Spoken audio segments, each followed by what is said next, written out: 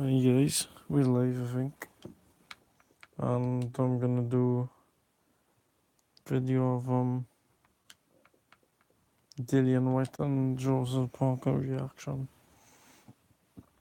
Really great night of boxing. There's my girlfriend to watch it. It was better than me and my girl were watching boxing. Couldn't wish for a better night, to be honest. So yep. Let me just check it's all live and good a sec. It's all live and good.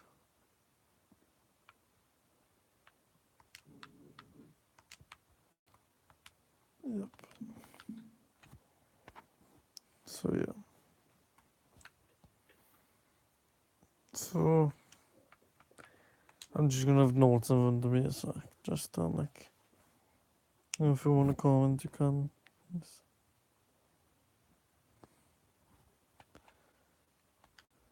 So yeah, the three fights we won't be talking about. Is gonna be the Elvis Duke fight, Charlie Duffield fight, and the Frank Puglioni fight.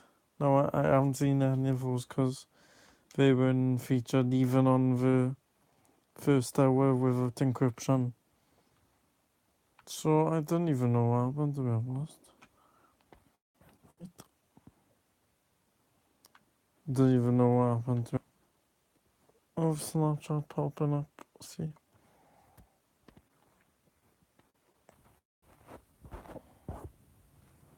So I'm just gonna really stream down my phone. It's basically needed. But Frank Puglioni, he went into it, but he's fighting someone much older than him, much older than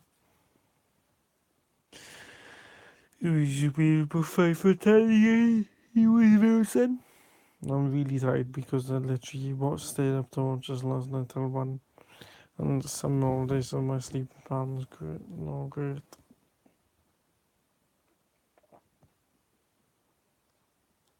So, yep.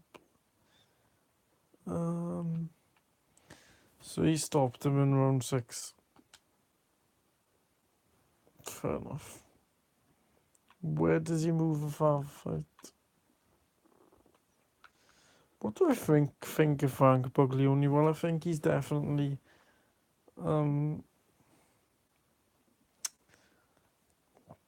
British level. Domestic level, as we call it. I couldn't think of him. Definitely, yeah. Definitely domestic level. But yeah. So we go into the actual card where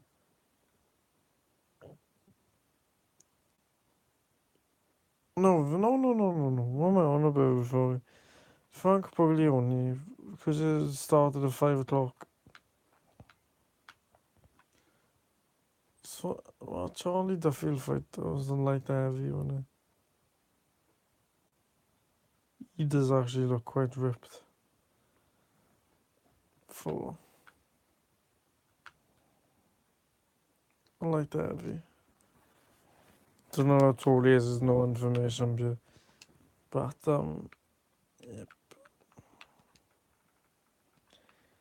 I didn't see any of those. So the first fight I saw, because it didn't start till 6, it was the first hour on Sky Sports main event. Then it got encrypted, which is basically box office. I'm just saying encrypted because he kept saying encrypted, so it's words in my head. Now encrypted is basically if you have certain codes against someone, and everyone will get the code.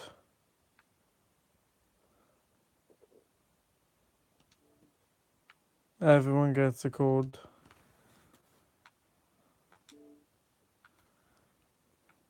for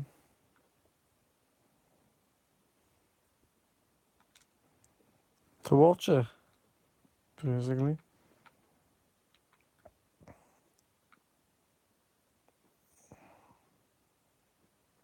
Well, Charlie Duffield fight actually should be light heavy, but they're both just over, so it counts as cruiser. First fight on the card was Anthony Fowler. For the first 5 rounds, he went battering Craig O'Brien. They're both undefeated, by the way, and Anthony Fowler being 6-0. But I don't think Anthony Fowler's ready to. He might need a little step up from Craig O'Brien, because Craig O'Brien's never knocked anyone out. He's gone distance in every one of his fights.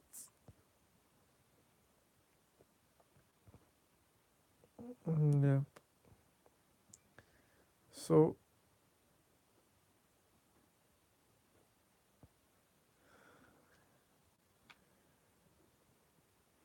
yeah. It weren't really good enough operation for Anthony Fowler, but I'm really tired. I'm struggling to make this video, but I'm gonna have to persevere for it. Also, yep.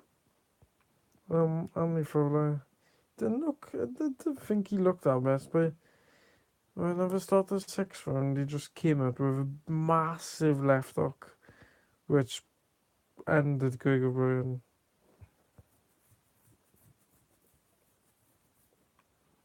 And it was a great fight. That was the only boring fight of the night. That icebreaker is disgusting. It was the only boring fight of the night, really, on this card. All the other fights were just really good. So we go on to Nick Webb and Dave Allen. Now, I wanted Dave Allen to win this, because he's such a tidy guy. Like, and you don't meet many people nicer than him. He's such a good laugh. He's really sound and everything. I was on his Instagram live the other day, and I commented on it, and I said, "Good luck for a weekend and you fight," and he said, "Well done, Reggie." And I looked more into him because I felt like someone famous recognized me, and I felt really like happy of that. So yeah, and I'm really struggling to make this video, by the way. I should have made this tomorrow, but I want to get out the way on live, because if I make it on record, one, it's gonna take my phone battery up, and no, my phone, my iCloud storage, and 2, yeah, I won't be asked to upload it, because it'll take ages. So when you do a live, you get out the way anyway. So Dave Allen, I like him. He's been through stuff I've gone through, still kind of going through. So he's a really tidy guy. No, he came in at 258. Now he was expecting to come in around 270, because he said he was about 19-4, 19-5. For 258, 18-6. So he must have trimmed off some pounds this week, because I didn't see him working with I forgot that kid's name now. That 16-year-old he's been like training up and all that. Because I reckon he would have gone into training that kid, because that kid wants to turn pro, and he's 18 to 16 right now. But anyway, Nick Webb, 260, very. I say Dave Allen's a bit flashy, but still for 258, he's actually looks, his body's in decent condition for 258. But Nick Webb, 260. I'm not saying that's heavy for him, because he still contains a lot of power with that. And heavyweight, you don't really need to look fantastic, but his tits looked really deformed. Like, I'm not being funny. In the first 3 rounds, Nick Webb was battering him from pillar to post, really. No disrespect to Dave Allen, because sometimes he's got too much of art for his own good. And I was worried, and especially when he lost with Tony Oka. beat him in 10 rounds. So he even said that maybe I shouldn't have took a fight so soon after Tony Yoka, but oh well.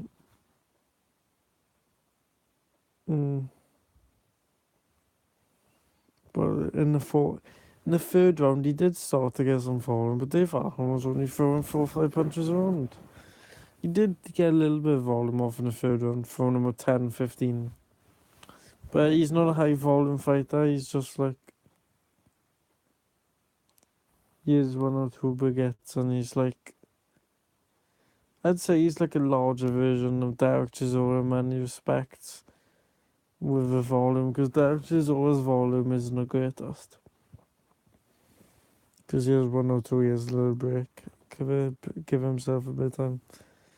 But Dave Allen wasn't trained going to his fight, so when he trains properly, he can get himself in the 240s, 230s even.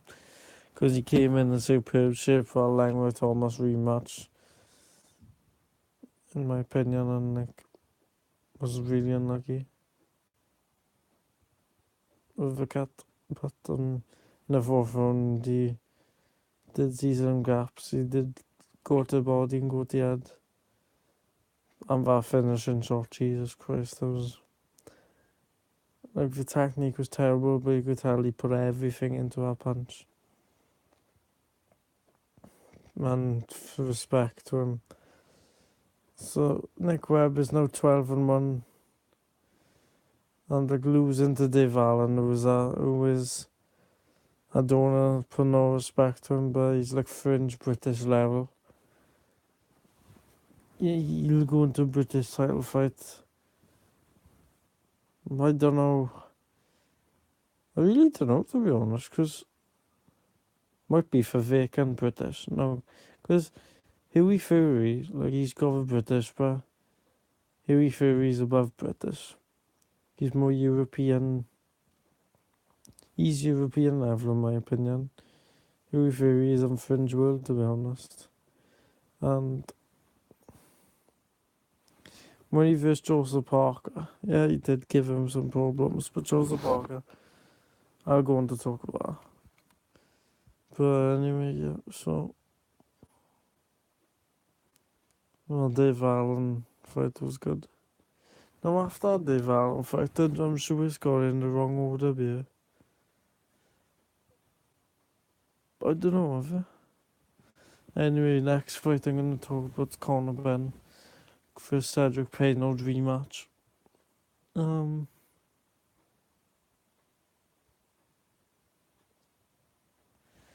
Yeah, this fight was really interesting. In the first 3 rounds, some people, I thought this could be like a really good rematch of the first one. But then 4th round, there's still good action, mind, after Conor switched into a more boxing thing and started to pick his shots more instead of brawling. Now, and Pino was taking rounds when they were scrapping. Pino's not a bad fighter, you know. Like, his record speaks otherwise. Like, he's now 6-3, but he's not bad. Like, I'll give him more respect. Conor Ben isn't the greatest. Don't think he's that great a prospect, to be honest. Once he bumps into someone who can bang, he's gonna get laid out because that's his style. Like, I'm sorry to say it, but he's gonna get laid out because that's his style. Once someone knows how to pick their shots and all that, he's gonna get banged. But yeah, so Conor Ben, Cedric Payne, the first 4 rounds was alright. I went from and just to control him, barring the 2 knockdowns. When 2 judges are the, well, one judge had 8-2. One judge had 7-3, and the other one had 8-2 with a second one. Payne had 8-2 with 1 draw round. So the scorecards would have been 98, 92, 97, 93, and 98, 93. Now the next fight, Josh Barty. Now he was gonna versus Ricky Summers, but Ricky Summers got injured. I forgot to say Conor Benn won his first title with winning the WBA Continental welterweight title. So he's probably gonna defend that a couple of times and hopefully move up to European level.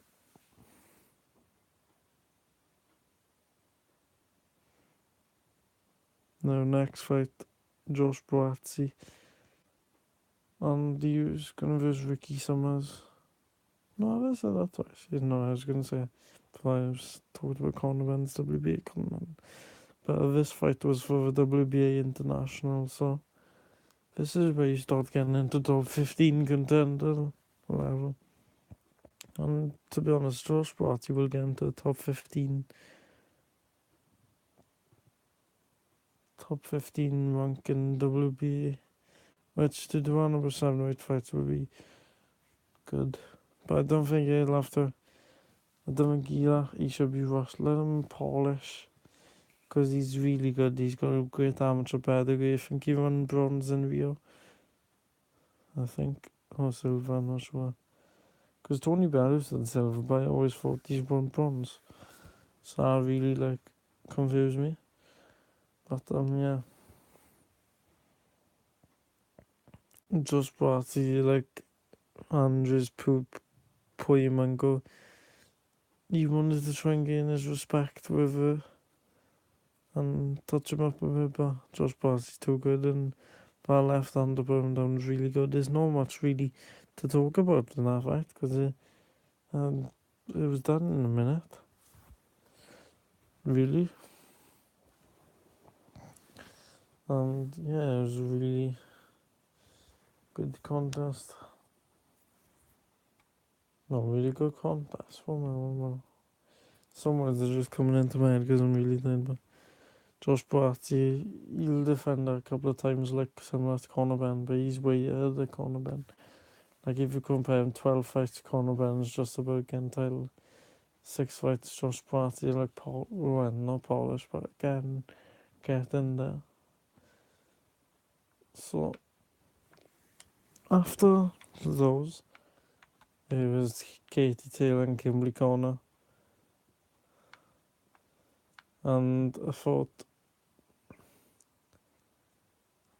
I don't know, in women's boxing, it seemed if this was a men's lightweight, you can guarantee they'd both be 134.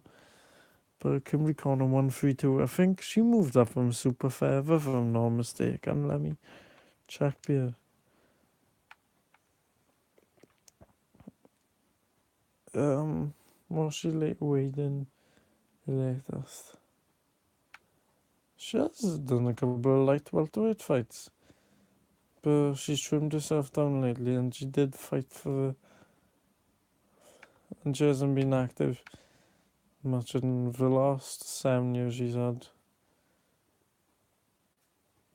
6 fights. But she regularly comes in about 132, 133. But she did fight for the super featherweight title and lost in 2011. But she's regularly won. So she could make super feather, but I don't think she carries the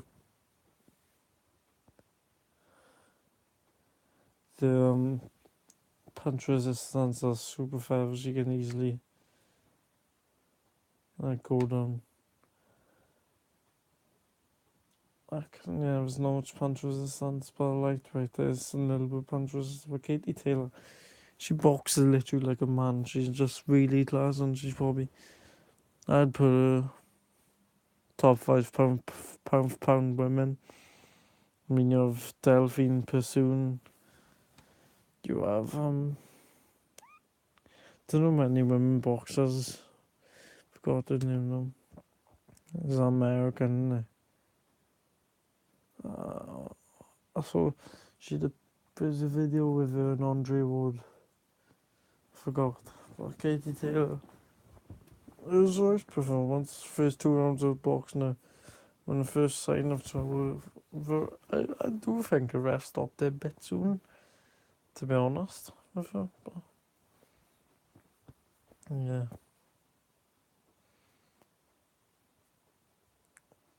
Oh yeah. Derek Chisora now. Derek Chisora. What can we say about him and that guy? What's got to be contender for fight of the year? Yeah.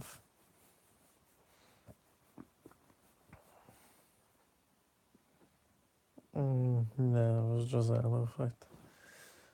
Takam, arguably you could say on the Whyte had the thingy going into the 8th round. I had a 6-1 going into the 8th round. Takam could have boxed an easy 12-round unanimous decision from them.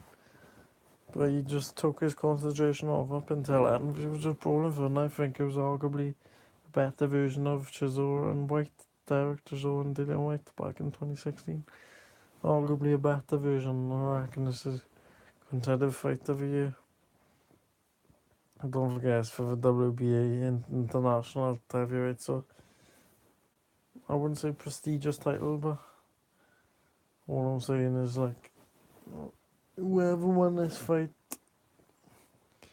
I reckon had more on the line for Chisora, because if Chisora lost this, I don't know where he would have come back from. Chisora weighed in 249, which means he did take it seriously, because sometimes he comes in mid 250s, late 250s. But usually when Chisora comes in mid to late 240s, or even early 250s, you know he's in shape. I mean, he never looks in shape because he carries a bit of fat, but yeah. So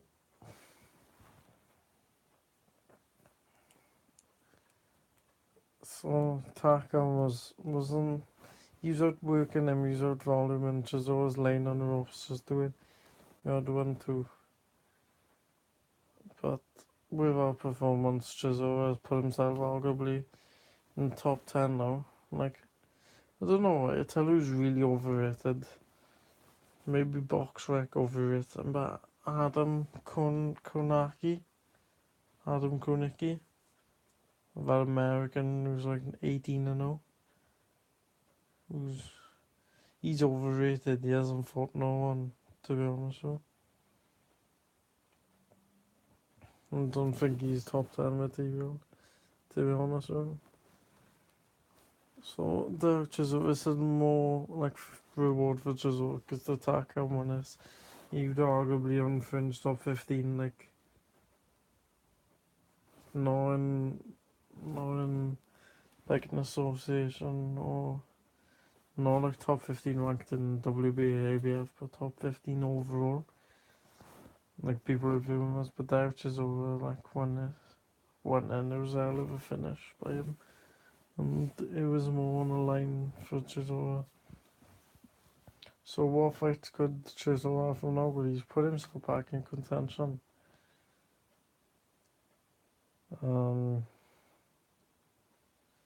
Jarrell Miller, rematch with Whyte. They want to take out November, but I don't think, because they want to take out risk, because Dillian Whyte might have a touch easier fight than the less bigger opponent, I reckon. I do reckon. Use the outside from her, right? You could either go down the WBO route, which is obviously the rematch with Anthony Joshua, or I still think he's going to go down the WBC route, which I think Brazil and Wilder are going to fight at some point. And I do think him and Ortiz are going to have like an eliminator. So if he fights Louis Ortiz, I will not be a bit surprised, in all honesty. But for him to be on pay-per-view again, it has to be another quality card like this, because I tell you what, this was the best card I've seen all year, and the best card I've probably ever seen, because I haven't watched boxing for long. So I haven't seen that many great cards in my time. Like, I've started getting into boxing properly this last, like, 6 months, I'd say.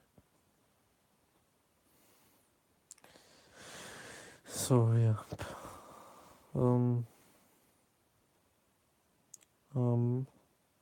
So we go on to the big fight now. I'm really tired, sorry. It's like, yeah. So, Dillian Whyte and Joseph Parker. I'm really surprised with the scorecards in these, but because I don't know, I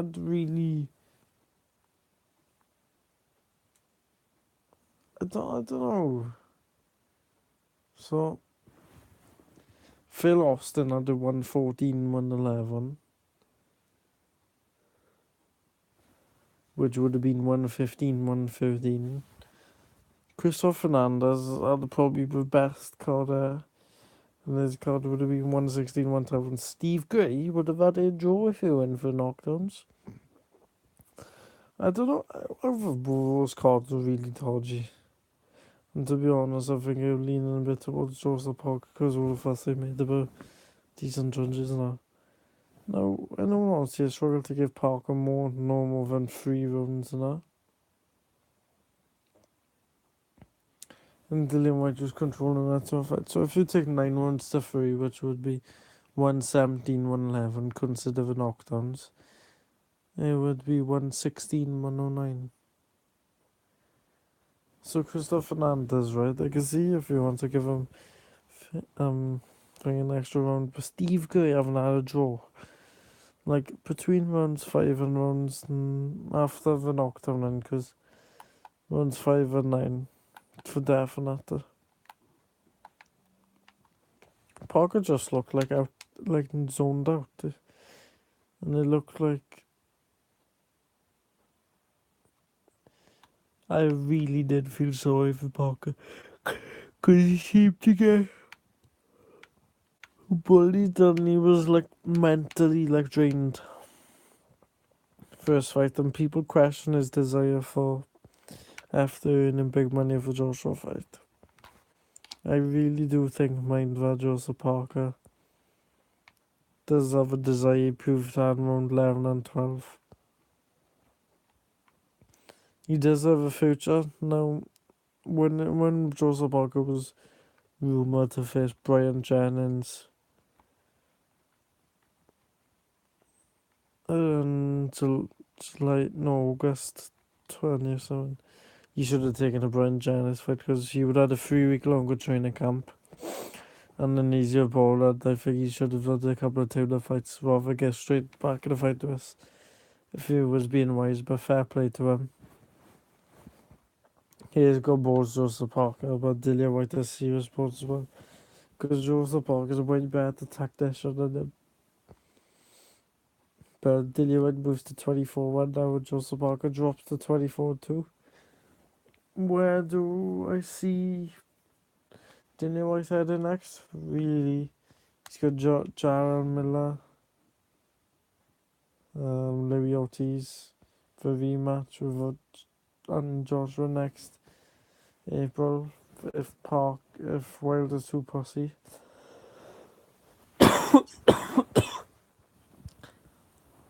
But the 2 fights I really wouldn't mind is Dillian Whyte and Wilder, I reckon. Might be August, November, December. I really do think. Unless Wilder waits too long and fights Brazil in August, September, then that really does rule him out. When Wilder would have a long training camp for April.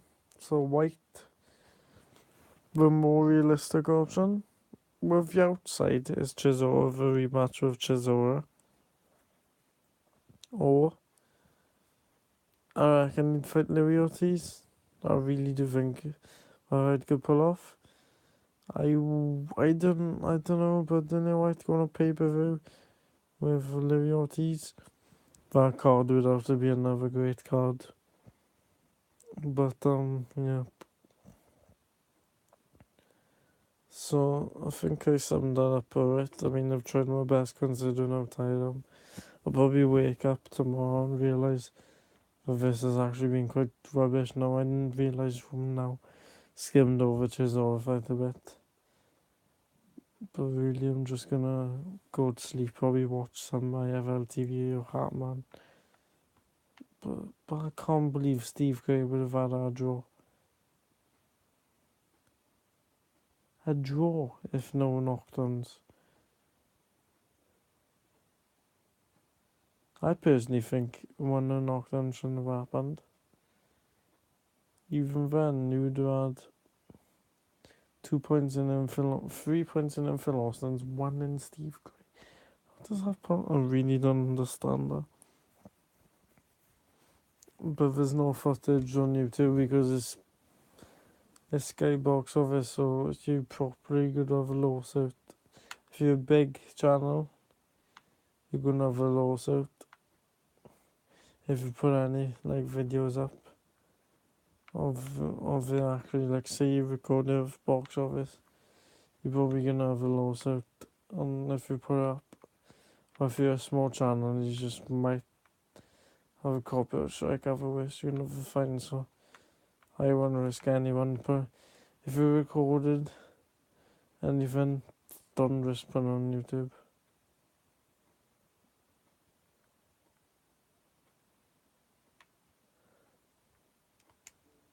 I wouldn't risk it at all. So thanks for watching, guys. I'm sorry I skimmed over a bit. I'm really tired. It's like 12 o'clock now and I've barely had any sleep this weekend. And so yeah, thanks for watching, guys, and see you in the next video. And thanks to Eddie for putting on such a great card. Such a great night of boxing.